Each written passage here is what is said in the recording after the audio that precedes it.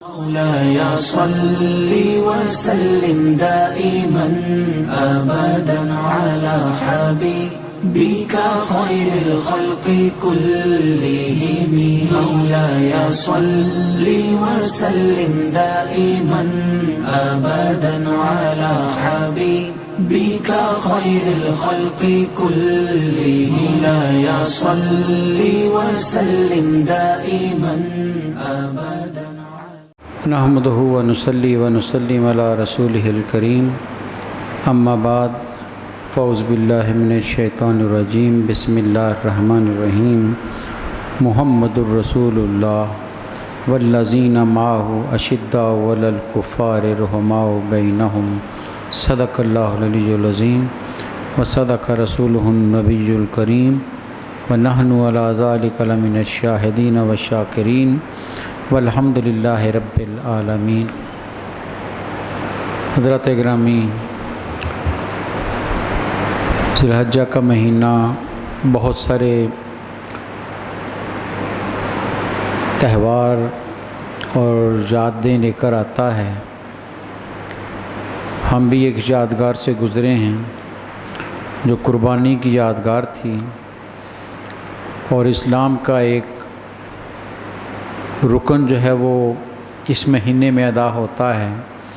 حج کی صورت میں پوری دنیا سے انسان سمٹ کر اللہ کے گھر کی زیارت کے لیے پہنچے اور مناسک حج ادا کیے ہیں. اللہ تعالیٰ ان کے اس عمل کو قبول فرمائے اور ہمیں بھی یہ سعادت حاصل کرنے کی توفیق عطا فرمائے. قربانیاں پیش کی ہیں اور ان قربانیوں کو اپنی بارگاہ میں شرف قبولیت سے نوازے. لیکن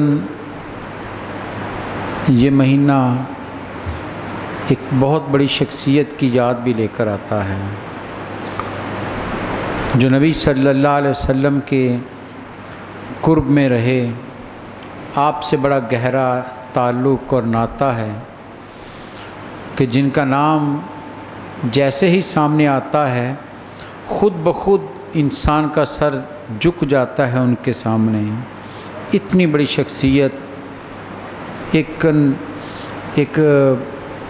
عاجزی کا، انکساری کا، رحمت کا، محبت کا، مروت کا ایک وجود ہے جن کا تذکرہ آج کرنا ہے، اور وہ کوئی اور نہیں، وہ حضرت سیدنا عثمان غنی رضی اللہ عنہ کی ذات گرامی ہیں.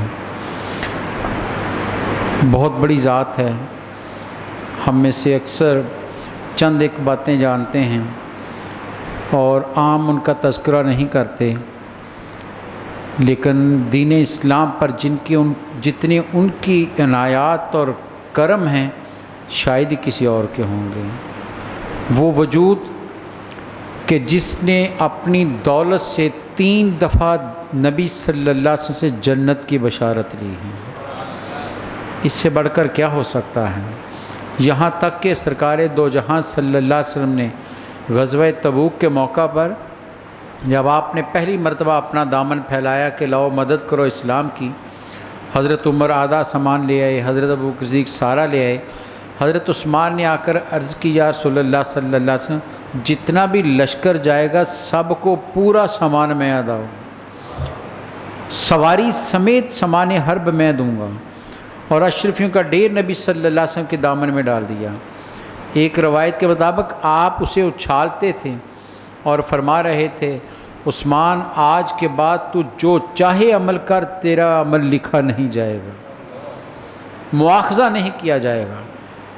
اتنی بڑی شخصیت، ہم بہت کم ان کا تذکرہ کرتے ہیں.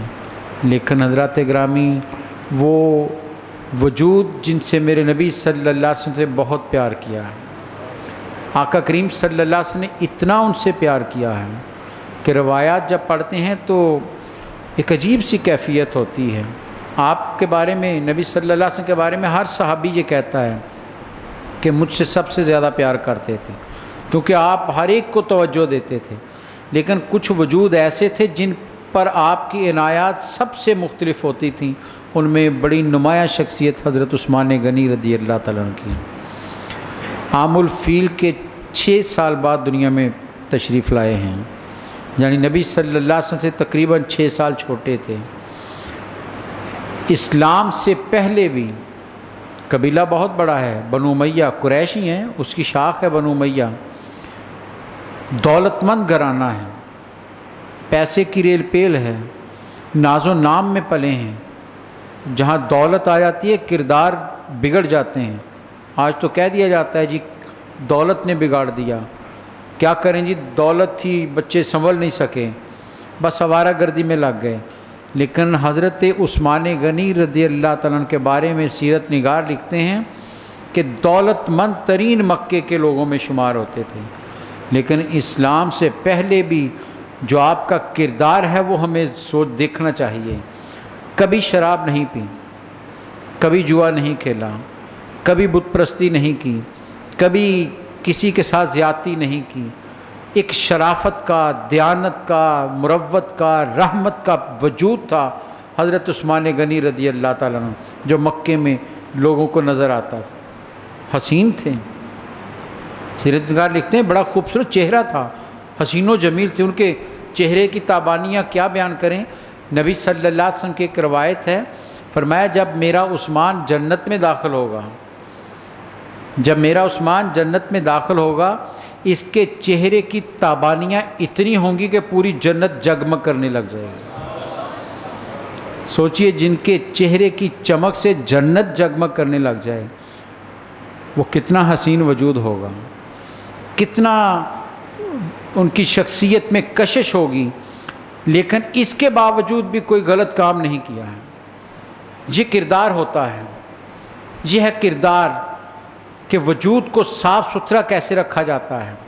ہم پڑھ کر آگے نکل جاتے ہیں، ایک جملہ پڑھا کہ آپ بڑے شریف تھے، لیکن ان کی شرافت کی گواہی آج کے دور کا نہیں، اس دور کا جس دور کو جاہلیت کا دور کہا جاتا ہے، اس دور کا ہر فرد گواہی دے رہا ہے کہ عثمان غنی سے زیادہ کوئی شریف وجود نہیں تھا۔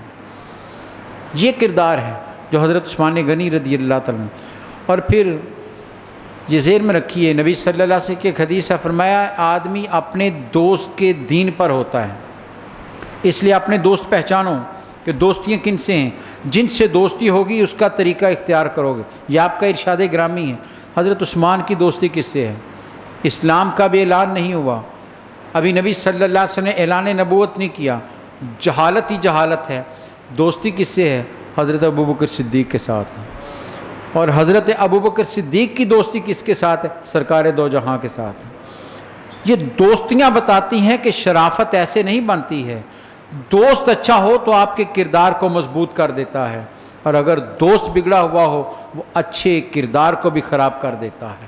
اس لیے ایک روایت کے مطابق فرمایا کہ اگر عطر فروش کے پاس تم بیٹھو، جو عطر بیچنے والا ہے، فرمایا اس کے پاس بیٹھو، تم نہ بھی عطر خریدو، جب تک اس کے پاس بیٹھے رہو گے اس عطر کی خوشبو سے تمہارا دماغ معطر رہے گا، تمہارا دماغ معطر رہے گا، خوشبوئیں آتی رہیں گی، تم نے خریدا کچھ نہیں ہے لیکن تمہیں معطر رکھے گا۔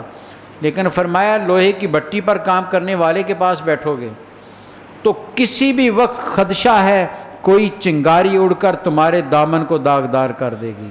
فرمایا اپنے دوستیوں کو پہچانو، صاف ستھرے کردار کا حامل ہوگا تمہیں بھی صاف ستھرا کر دے گا، اگر بگڑے کردار کا ہے تمہارے دامن کو بھی داغدار کر دے گا۔ آج یہاں رک کر موضوع تو حضرت عثمان پر بات کرنی ہے، لیکن ایک آپ کے سامنے سوال ضرور رکھنا چاہتا ہوں، کتنے باپ یا گھر کے سربراہ ایسے ہیں جو اپنے بچوں کی دوستیوں تک پر نظر رکھتے ہیں؟ کبھی پوچھا ہو کہ کس سے مل کر آتے ہو، کس دوستی میں، کس مجلس میں بیٹھتے ہو، تمہارا اٹھنا بیٹھنا کیسوں کے ساتھ ہے؟ کبھی کسی نے بڑے نے پوچھا ہو چھوٹوں سے؟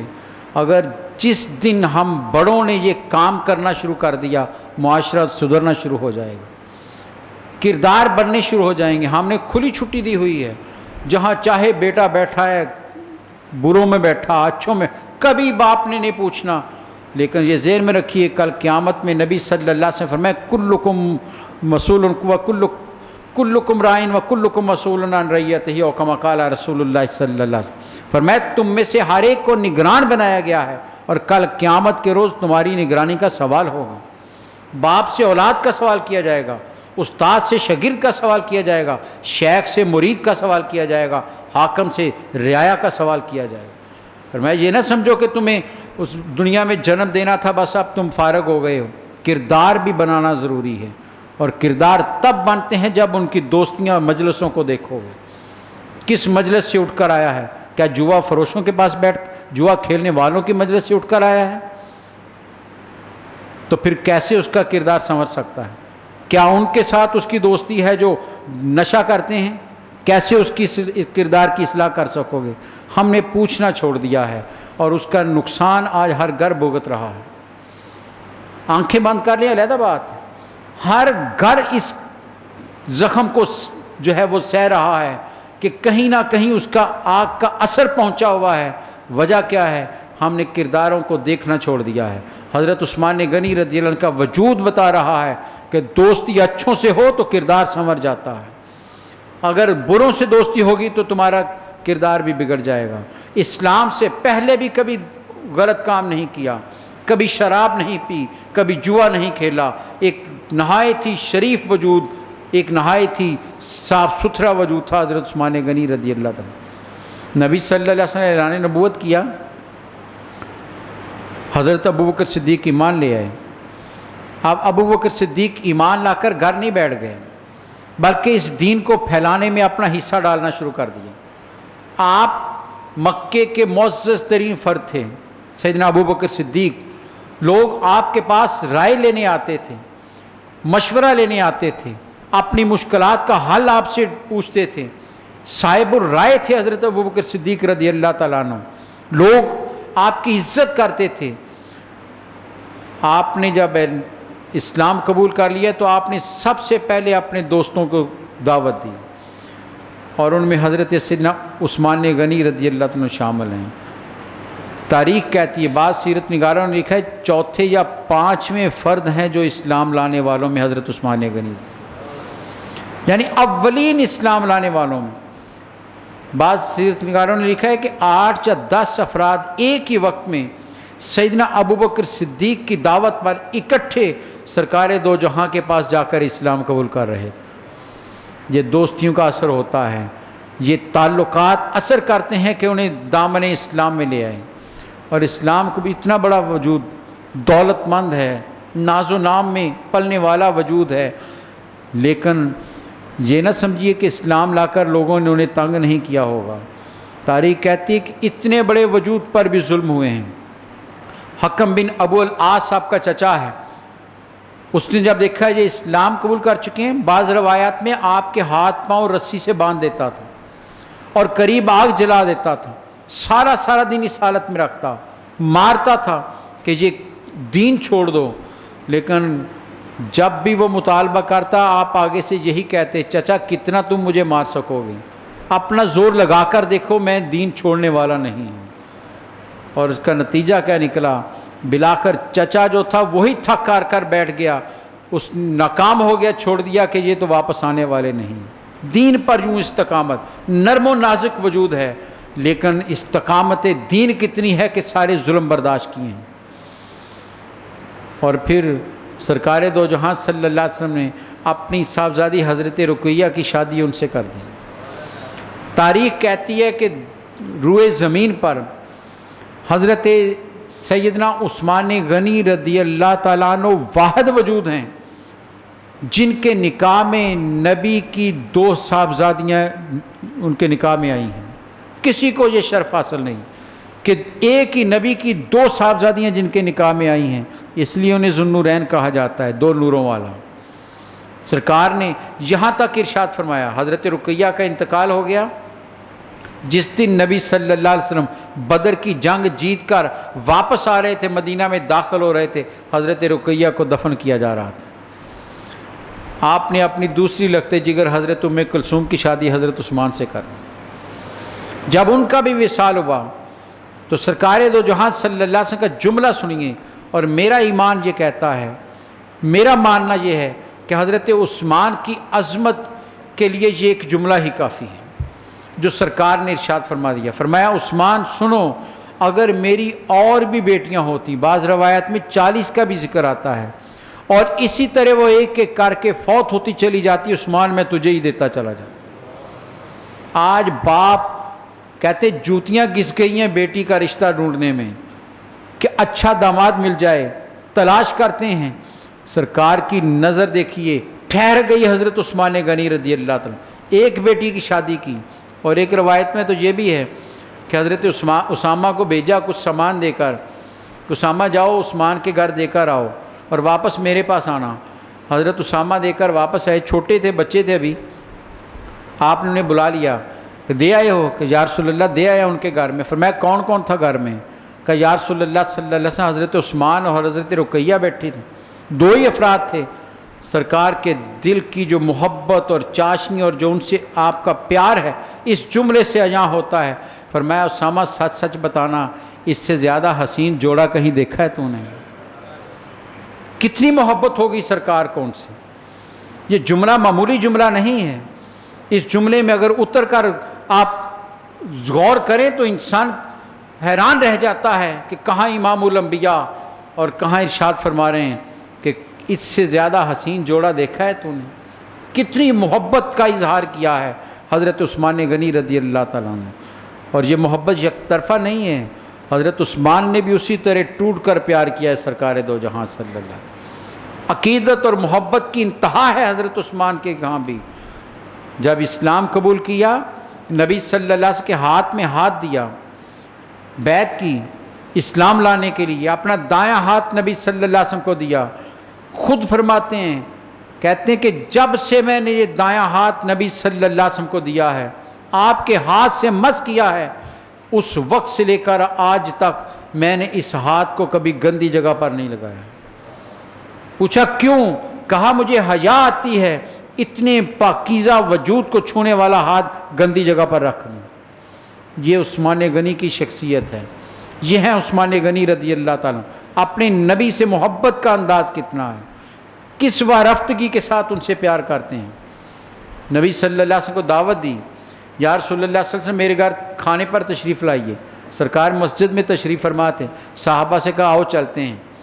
مسجد سے نکلے، تھوڑا سا آگے گئے تو دیکھا عثمان پیچھے ہیں. آپ رک گئے، کہا عثمان اچھے میزبان ہو، دعوت ہمیں دی ہے اور خود پیچھے رہ گئے ہو. حضرت عثمان نے عرض کی یا رسول اللہ صلی اللہ علیہ وسلم میں ایک خاص کام کی وجہ سے پیچھے رہ گیا ہوں. پوچھا کیا خاص کام ہے؟ تو حضرت عثمان نے کہا یا رسول اللہ صلی اللہ علیہ وسلم آج میں نے دل میں ارادہ یہ کیا تھا، نیت یہ کی ہے کہ سرکار کو دعوت پر اپنے گھر تک بلانا ہے، اور جتنے قدم سرکار اٹھا کر میرے گھر کی طرف آئیں گے آپ کے ہر قدم کے صدقے میں ایک غلام آزاد کرنا ہے. یا رسول اللہ میں تو پیچھے آپ کے قدموں کو شمار کر رہا ہوں. محبت دیکھیے سرکار سے، پیار دیکھیے سرکار سے کہ آپ کے ایک ایک قدم پر ایک ایک غلام آزاد کر رہے ہیں حضرت عثمان غنی رضی اللہ عنہ. یہ روایت تو آپ نے پہلے بھی کئی دفعہ سنی ہوگی کہ وضو کیا مسجد میں، چند قدم آگے بڑھے اور ایک جگہ ٹھہر کر آسمان کی طرف چہرہ اٹھایا، مسکرانے لگ گئے. ساتھیوں نے کہا عثمان کیا یاد آ گیا، بڑے مسکرا رہے ہو؟ کہا اور تو کچھ یاد نہیں آیا. کہا پھر کیا یاد آیا؟ کہا مجھے اور کوئی خبر نہیں، میں نے اپنے سرکار کو یہاں کھڑے ہو کر آسمان کی طرف چہرہ اٹھا کر مسکراتے دیکھا تھا، آج ان کی ادا اپنا رہا ہوں، آج ان کی سنت کو اپنا رہا ہوں. وہ کس بات پر مسکرائے تھے مجھے خبر نہیں ہے، میں تو اپنے مصطفیٰ کی سنت کو ادا کر رہا ہوں. یہ عثمان غنی رضی اللہ تعالیٰ محبت اور عقیدت. بلکہ علماء تو لکھتے ہیں جب بیعت رضوان ہوئی، آپ جانتے ہیں صلح حدیبیہ میں نبی صلی اللہ علیہ وسلم عمرہ کے لیے تشریف لائے، مکے والوں نے روک لیا تو آپ نے حضرت عثمان کو سفیر بنا کر بھیجا. اسی لیے آپ سیرت کی کتابوں میں دیکھیں تو سفیر امن کہا جاتا حضرت عثمان غنی کو رضی اللہ عنہ. سفیر امن بن کر گئے. مکے والوں نے آپ کو روک لیا، وقت زیادہ ہو گیا تو افواہ پھیل گئی، حضرت عثمان کو شہید کر دیا. نبی صلی اللہ علیہ وسلم صحابہ سے کہا ہم عثمان کے خون کا بدلہ لیں گے، آؤ میرے ہاتھ پر بیعت کرو. سب نے بیعت کی. 1400 کے قریب تقریباً صحابہ تھے، سب نے سرکار کے ہاتھ پر بیعت کی. آپ نے دایاں ہاتھ باہر نکالا، سب نے بیعت کی. جب سب نے کر لی آپ نے فرمایا سنو اگر میرا عثمان یہاں ہوتا تو وہ بھی بیعت کرتا. سنو اپنا بایاں ہاتھ اٹھایا, اپنے دائیں ہاتھ پر رکھ کر کہا سنو یہ ہاتھ میرا نہیں عثمان کا, میں اس کی طرف سے بیعت کر رہا ہوں. حضرت عثمان کہتے ہیں کہ میرا وہ بایاں ہاتھ اتنا قیمتی ہو گیا تھا کہ لوگوں کے دائیں ہاتھ اتنے قیمتی نہیں, کہ سرکار نے فرمایا کہ یہ میرا ہاتھ تو سرکار کا تھا لیکن فرمایا میرا نہیں یہ عثمان کا ہاتھ ہے. بیعت رضوان میں بھی شامل کیا کیونکہ اللہ کا پیغام اتر رہا تھا, بشارت آ رہی تھی کہ بشارت ہے, ان خوشخبری ہے ان کے لیے جو اس بیعت رضوان میں شامل ہوئے ہیں, تو ان کو بھی محروم نہیں کیا, ان کو بھی اس میں شامل کر لیا. تو کہاں کہاں حضرت عثمان غنی رضی اللہ تعالیٰ عنہ کو نبی صلی اللہ علیہ وسلم کے ساتھ رہے ہیں. آپ نے فرمایا, میرے مصطفیٰ کریم صلی اللہ علیہ وسلم نے فرمایا ہر نبی کا ایک رفیق ہے, لکل نبی رفیق, ہر نبی کا ایک رفیق ہے. وَرَفِيقِ فِي الْجَنَّةِ عثمان, سنو جنت میں میرا دوست عثمان ہو. رفیق جنت قرار دیا حضرت عثمان غنی رضی اللہ عنہ. فرمایا جنت میں میرا رفیق ہے, میرا ساتھی ہوگا. اس سے بڑھ کر اور کیا چاہیے حضرت عثمان غنی رضی اللہ عنہ, وہ جنہوں نے امت کے لیے مدینہ منورہ میں میٹھے پانی کا کنواں نہیں تھا, خرید کر دیا, بشارت ملی جنت کی. مسجد چھوٹی ہو گئی. سرکار نے ایک دن مسجد میں تشریف فرماتے آپ نے فرمایا کون ہے جو اس طرف سے جگہ خرید کر مسجد کو وسیع کرے, اسے جنت کی بشارت دیتا ہوں. حضرت عثمان غنی خاموشی سے اٹھ کر چلے گئے. یہ ذہن میں رکھیے, پوری سیرت پڑھ لیجیے حضرت عثمان کی, کہیں آپ نے خود نمائی نہیں ہے, کہیں شور شرابہ نہیں ہے, جہاں بھی خدمت کی ہے خاموشی کے ساتھ کی, خاموشی کے ساتھ گئے. وہ جگہ جو مالک تھا اس سے خریدی اور آ کر سرکار سے عرض کی یا رسول اللہ صلی اللہ علیہ وسلم میں نے وہ جگہ خرید کر مسجد میں شامل کر دی. یوں عمل کرنے والے تھے کہ سخاوت پر بھی, پیسہ خرچ کرنے پر بھی کبھی خود نمائی نہیں کی, رونت نہیں آئی, نخوت نہیں آئی, عاجزی اور انکساری ان کے وجود کا حصہ رہی ہے. اگر آج کوئی کہے کہ حضرت عثمان غنی رضی اللہ تعالیٰ عنہ کی شخصیت کے دو نمایاں پہلو کون سے ہیں, تو میں سمجھتا ہوں وہ دو پہلو ایسے ہیں جن کی آج امت کو سب سے زیادہ ضرورت ہے. پہلا کہ ان کے نام کا حصہ بن گئی ہے کہ حضرت عثمان غنی کی سخاوت ایسی مشہور ہوئی کہ غنا ان کے نام کا حصہ بن گیا, غنی آپ کے نام کا حصہ بن گیا. سخاوت ہر لمحے, دولت کبھی روکی نہیں ہے. جب بھی کہیں کسی کو مشکل میں دیکھا حضرت عثمان نے دولت کو خرچ کر دیا ہے, کہاں کہاں دولت خرچ نہیں کی ہے. غریب کی مدد کے لیے حضرت عمر کے دور میں قحط پڑ گیا تو لوگ آئے حضرت عمر کے پاس کہ امیر المومنین کو انتظام کیجئے. تو کسی نے کہا حضرت عثمان نے 100 اونٹ منگوائے گلے کے مصر سے, آپ ان سے بات کریں. حضرت عمر امیر المومنین چل کر حضرت عثمان کے پاس گئے, اے عثمان یہ غلہ ہمیں بیچ دو, ریاست کو دے دو, حکومت خریدتی ہے, منافع لے لو. کہا لے لیں آپ. کہا کیا قیمت ہوگی؟ کہا 10 گنا زیادہ قیمت دے دو, 10 گنا منافع پر. حضرت عمر نے کہا عثمان اتنی زیادہ؟ کہا مارکیٹ میں لینا ہے تو لے لیں, مجھے مل رہا ہے. حضرت عمر نے کہا حضرت عثمان سے عثمان تو ایسا تو کبھی بھی نہیں تھا, یہ آج دولت کیوں کمانے لگ گیا ہے؟ حضرت عثمان نے کہا لینی ہے تو لے لو ورنہ مجھے تو اتنا منافع مل رہا ہے. حضرت عمر ناراض ہو کر اٹھ کر آ گئے. ابھی مسجد نبوی میں آ کر بیٹھے ہی تھے کہ باہر آوازیں دینی شروع ہو گئیں, آوازیں آنے لگ گئیں کہ لوگوں عثمان غنی نے غلہ منگوایا, جس کو جتنا چاہے آ کر لے جائے, کوئی معاوضہ نہیں. حضرت عمر پھر دوبارہ بھاگے گئے. عثمان یہ کیا, میں چل کر تیرے پاس آیا کہ پیسے لے لو جتنی چاہیے دے دو, مجھے نہیں دی, یہ پھر اب کیا کیا ہے؟ تو حضرت عثمان نے کہا اے دوست میں نے تو اسی قیمت پر دی ہیں. کہا کس کو دی؟ کہا تو دے نہیں سکا, رب کا وعدہ ہے 1 لاؤ 10 گنا دوں گا. میں نے سارا رب کے ہاتھ پر دے دیا ہے, اس نے وعدہ کیا اور وہ اپنے وعدے کے خلاف نہیں کرتا ہے. یہ ہے سخاوت حضرت عثمان غنی رضی اللہ عنہ. بلکہ ایک روایت سناؤں, حضرت عمر فاروق امیر المومنین مسجد نبوی میں ریاست کے امور دیکھ رہے ہیں, کام کر رہے ہیں, مصروف ہیں. لوگ بھاگے ہوئے آئے کہ امیر المومنین مدینہ کے مضافات میں آگ لگ گئی ہے جو تیزی سے مدینہ کی طرف آ رہی ہے، انتظام کیجئے۔ آپ آرام سے بیٹھے کام میں مصروف، بیٹھے بیٹھے آپ نے کہا اناج کھول دو، غلے کے منہ کھول دو۔ لوگ حیران ہوئے کہ یہ کیا حال ہے، کو پانی کا انتظام کیا جاتا، بجھانے کے لیے بندے بھیجے جاتے۔ انہوں نے سمجھا شاید سنا نہیں، پھر کہا امیر المومنین آگ قریب آتی جا رہی ہے، مدینہ کی بستی کو جلا کر راکھ کر دے گی، اتنی زیادہ آگ ہے۔ آپ نے فرمایا تمہیں کہا ہے جا کر گلوں کے منہ کھول دو۔ لوگ پھر حیران ہوئے، تیسری مرتبہ یہ کہا، حضرت عمر جلال میں آ گئے، کہا تمہیں میں نے کہا نہیں ہے کہ جا کر رزق کو کھول دو؟ میرے نبی صلی اللہ علیہ وسلم نے فرمایا ہے جب رزق کو روکتے ہو غریب اور محتاج پر تو اللہ کے عذاب آتے ہیں، جاؤ کھولو رزق کو، آگ خود بند ہو جائے گی۔ اور تاریخ کہتی ہے لوگوں نے جا کر اپنے گھر میں جو بھی تھا غریبوں میں تقسیم کیا اور آگ بجھ گئی۔ یہ لوگ یقین کتنا رکھتے تھے رب کی عنایات پر، کتنا کامل یقین تھا رب کے مزاج پر کہ ہم یہ کریں گے تو رب کی رحمتیں نازل ہوں گی۔ آج ہم بڑی لمبی دعائیں مانگتے ہیں لیکن رحمتیں اس طرح کی نہیں اترتی۔ وجہ کیا ہے؟ ہم سخاوت بھی اشتہار دے کر کرتے ہیں، ہم مدد بھی کرتے ہیں تو ساتھ چرچا بھی کرتے ہیں۔ وہ تھے کہ کسی کو خبر بھی نہیں ہوتی تھی اور اس کی مدد ہو جاتی۔ یہ دستور تھا صحابہ اکرام کا، اور حضرت عثمان غنی کی شخصیت کا نمایاں پہلو سخاوت۔ بلکہ ایک اور روایت آپ کو سناتا ہوں بڑی خوبصورت۔ حضرت ابوبکر صدیق خلیفہ ہیں، ایک آدمی صحرا کا رہنے والا آیا حضرت ابوبکر صدیق کے پاس اور کہا کہ میں دور دراز کے علاقے سے آیا ہوں، بہت مفلسی میں ہوں، مجھ پر قرض چڑھ گیا ہے، بعض 300 دینار یا کتنے کو رقم لکھی، 600 شاید، یہ مجھ پر قرض ہے، میں دینے کی طاقت نہیں رکھتا، گھر میں فاقے بھی ہیں، آپ خلیفہ ہیں میری مدد کریں۔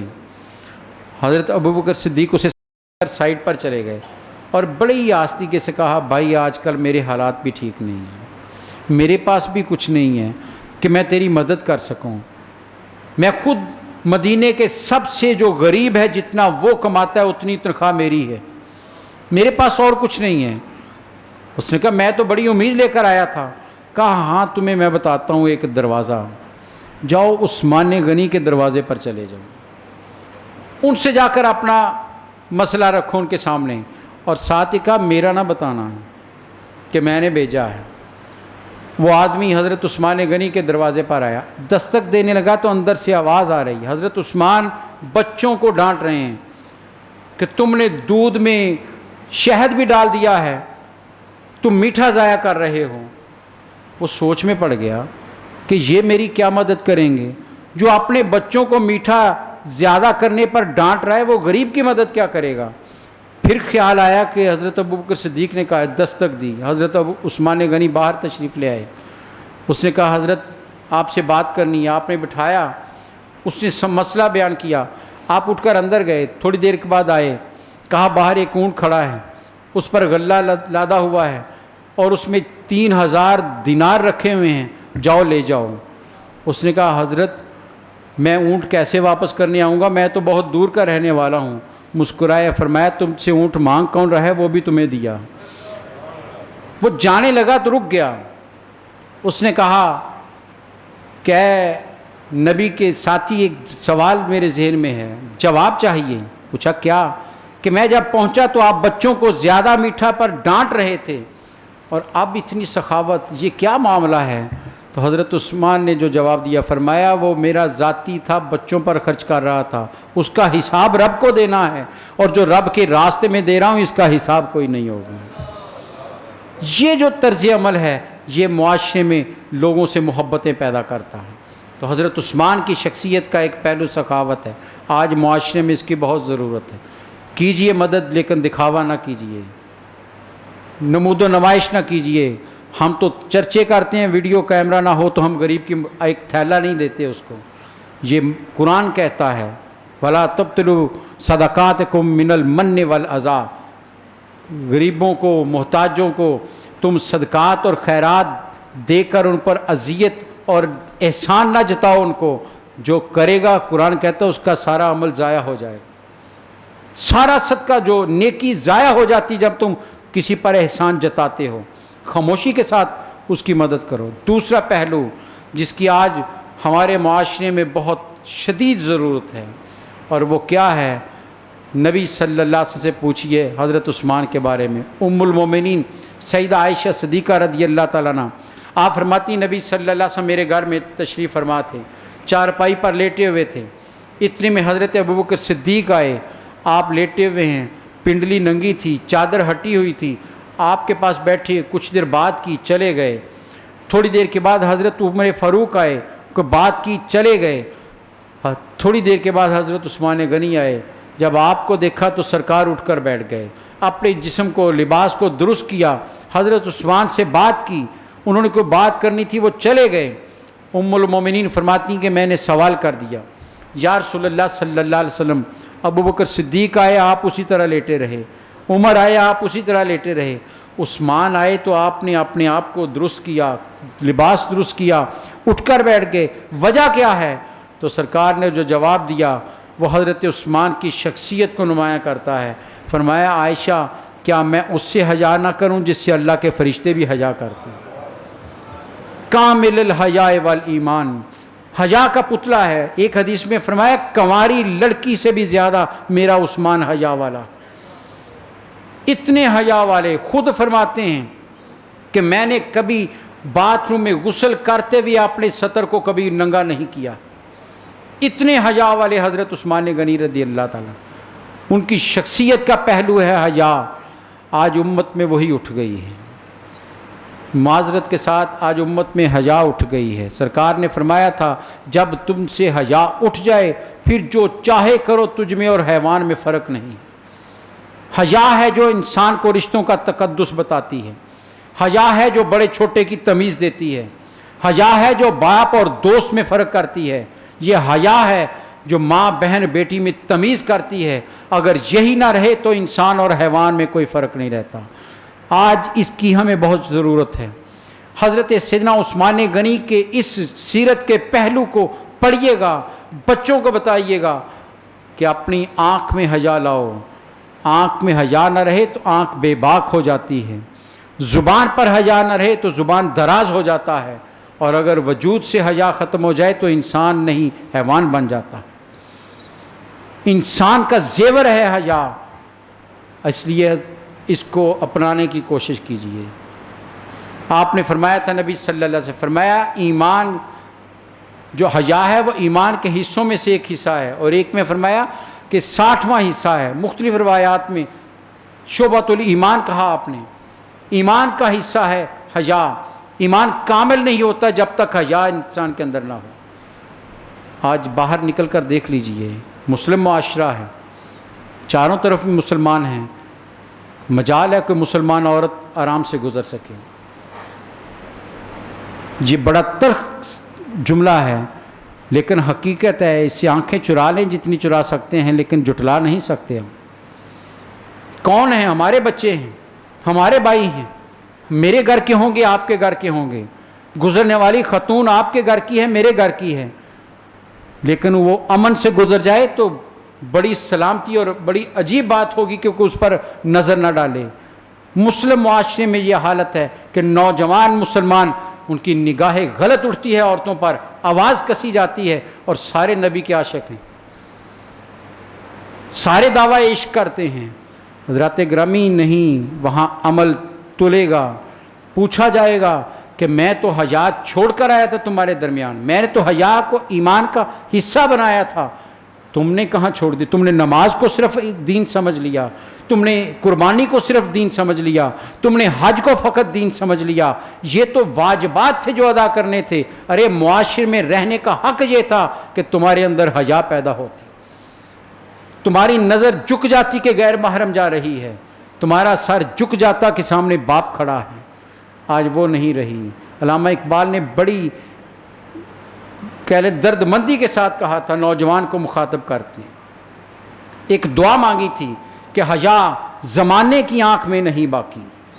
کب کی بات ہے؟ 1938 میں اقبال دنیا سے چلے گئے۔ آج کا معاشرہ تو اس سے بھی بدتر ہو چکا ہے۔ اقبال کہتے ہیں حیا زمانے کی آنکھ میں نہیں باقی، خدا کرے تیری جوانی رہے سلام بے داغ، خدا کرے تیری جوانی رہے بے داغ، اس پر داغ نہ لگے، یہی کمال ہے۔ حضرت عثمان غنی رضی اللہ تعالیٰ عنہ کا یہ سب سے نمایاں پہلو ہے کہ باحیا وجود ہے، جن کی حیا کی گواہی میرے سرکار دے رہے ہیں، ان سے زیادہ حیا والا کون ہو سکتا ہے۔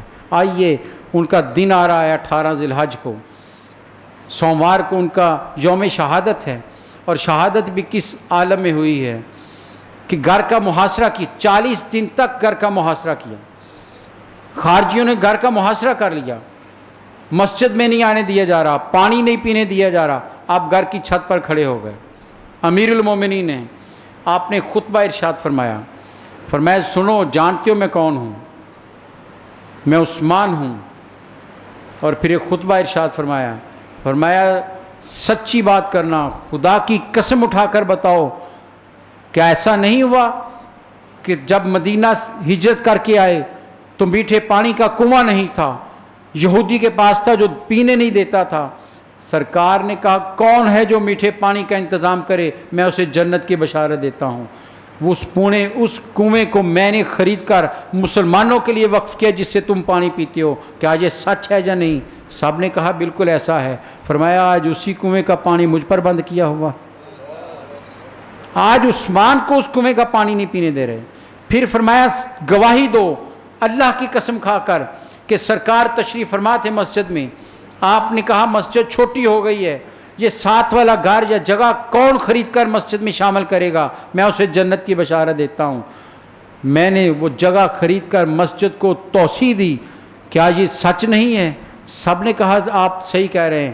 فرمایا آج اسی مسجد میں مجھے نماز پڑھنے سے روک رہے ہیں۔ ظلم تو دیکھیے کیا ہے، کتنا ظلم کیا گیا اس وجود پر کہ جس نے مدینہ کی مسجد نبوی کی توسیع میں پیسہ خرچ کیا، اسی کو نماز پڑھنے کی اجازت نہیں دی۔ جس نے مدینہ میں میٹھے پانی کا انتظام کیا، پانی اسی پر بند کر دیا گیا۔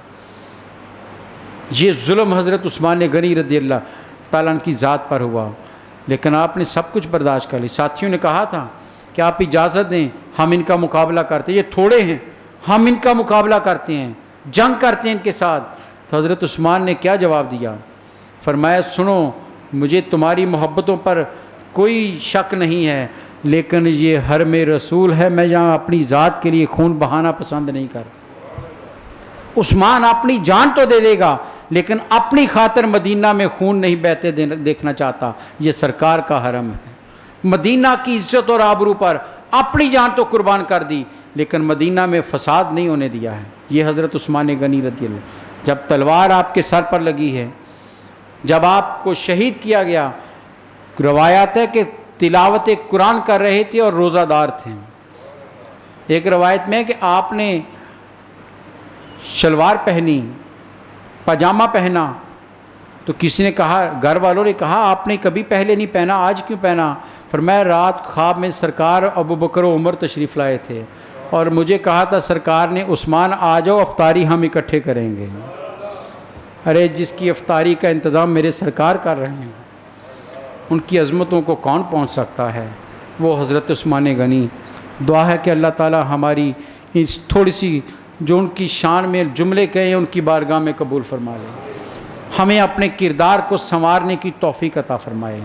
ہم بڑے لوگوں کے ذکر کرتے ہیں، ہم نیازیں بھی دیتے ہیں، 18 ذی الحج کو ہر گھر سے حضرت عثمان کے نام پر نیاز ضرور نکلنی چاہیے کہ جنہوں نے امت پر اتنا کرم کیا ہے، جگہ جگہ پر اپنی دولت خرچ کی ہے، ان کے لیے انہیں ضرورت نہیں ہے، اپنی نسبتوں کو مضبوط کرنے کے لیے ہمیں ضرورت ہے۔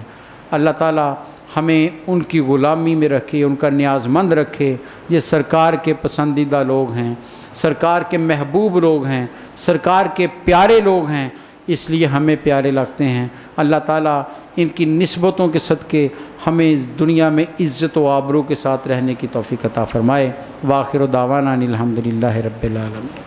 مولاي صل وسلم دائما أبدا على حبيبك